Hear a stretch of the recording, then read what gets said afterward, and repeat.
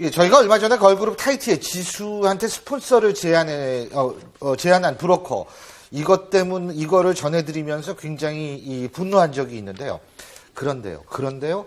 이런 브로커들이 일반 여성한테도 스폰서를 제안하고 있다. 팀장님. 네. 어떻게 된 겁니까? 지금 이제 그 인스타그램이라고 이제 이게 원래 그림에 기반한 건데 그림과 이제 뭐 워딩을 같이 하면서 보통 사진이 올라오는데 뭐 스키니즈라든가 또 운동녀들이 짧게 입고 그런 어떤 섹시한 모습의 포즈를 이게 이제 순수하게 봐야 되는데 차량 위에다가 1,000만 원 정도를 올려놓고 엠블랙 위에다가 그 다음에 이제 스폰을 은밀히 제안을 하는 겁니다. 이 성스폰이죠. 이제 일종의. 이 사람들은 성스폰이라고 얘기는 안 하지만.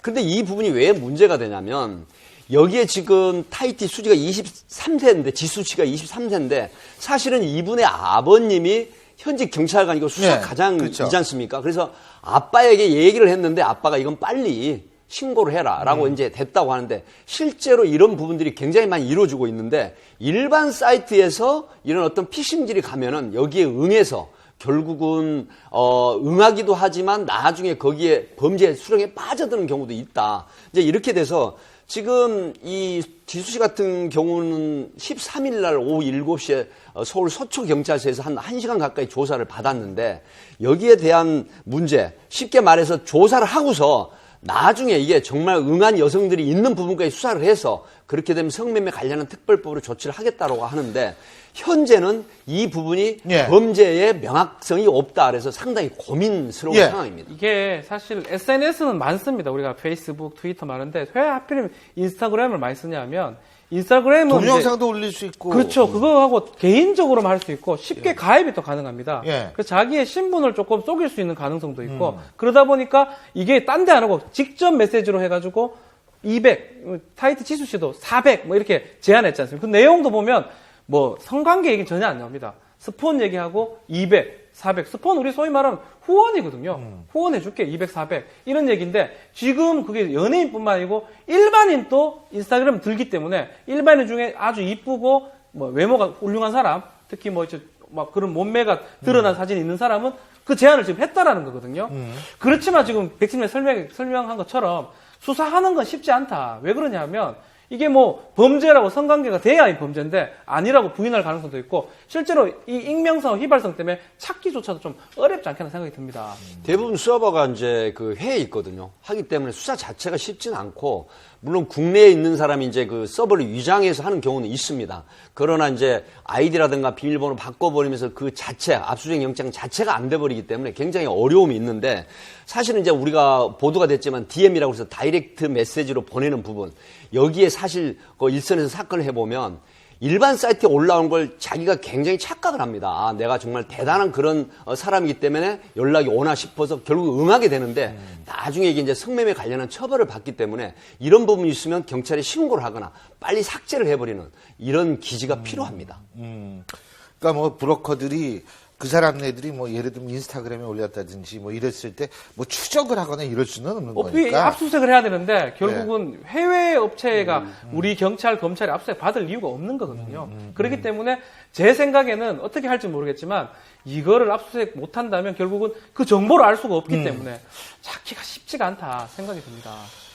하지만 지수는 지금 그 고소인 수사를 받은 모양이에요. 그죠? 본인이 이제 피해자 겸 그렇죠? 고소니까. 고소인으로서 받은 거니까. 만약에 혹시라도 잘 드러나는 메일로 보낸다면 이제 발견할 수가 있는데 만약 일회용 메일이고 어떻게 은밀하게 그래도 IP 추적 가능하지 않을까요? 그런 걸로 이제 찾는데 만약에 PC방이라든지 이런 데서 했다 하면 또 발견하기 어렵죠. 만약에 자기 집에 아니면 어떤 일정한 장소에 반복해서 보냈다 그러면 또 그래도 조금 나은데 막 그런 여러 가지들을 이제 경찰이 보고 있을 거라고 생각이 듭니다.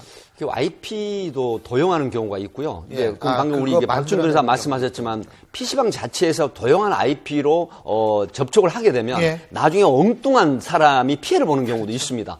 하기 때문에 수사가 쉽진 않지만 어쨌든 서초 경찰서에서는 이 부분에 대한 수사를 치밀하게 하고 있다고 하니까 나중에 이 결과가 나올 것 같은 생각은 듭니다. 근데 저는 이 부분을 보면은 일반적인 성매매가 아니고 이런 예. 스폰서 성매매라는 것은 상당히 재력이 있든가 사회적으로 지위가 높은 분들 아니겠느냐. 그렇지 않습니까? 예. 뭐 1, 20만 원 주는 게 아니고 예. 적어도 뭐 2, 300, 많으면 뭐 1,000만 원대로 과거에 뭐 재벌 2, 3대의 칠공자 사건도 있었고 예. 최근에도 재벌들의 내연녀 예. 이런 것들도 사실은 그 돈을 갖고 있는 부유층이라든가 예. 사회적으로 지위가 있는 분들이 은밀하게 성을 매수, 수요자가 있으니까 저런 예. 일이 벌어지니까 결국은 이런 사회 지도층의 노블레스 오블레지라든가 뭐 어떤 성이라든가 이런 부분에 대한 도덕적 관념 이런 것들이 좀 개선이 되고 예. 깨달음이 성찰이 돼야 하지 않겠나 하는 생각이 들어요. 예, 근데 지금 뭐 사실은요, 최근이라는 말을 쓰셨는데요. 사실 사회부에서 지켜보면 최근은 아닙니다. 다만 최근에 지수씨 사건 때문에 이제 화제가 되면서 이런 문제도 있다라는 거지 상당히 오래전부터 저런 기술은 좀 달라집니다만 인터넷상에서의 스폰서를 구하기. 예.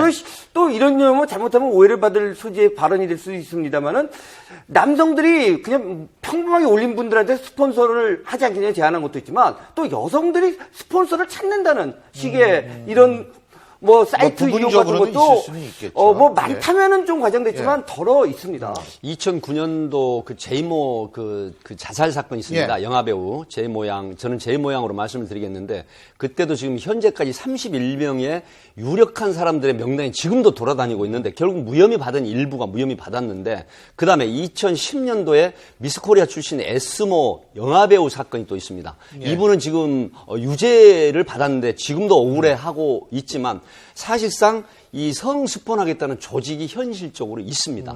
그래서 뭐 유명 연예인이 아니라고 하더라도 이런 어떤 준연예인급, 이런 조용급, 연기자 지망생 참, 이런 예. 분들에게 유혹을 해서 이런 맺어주는 부분이 있다. 이런 알겠습니다. 부분이 있습니다.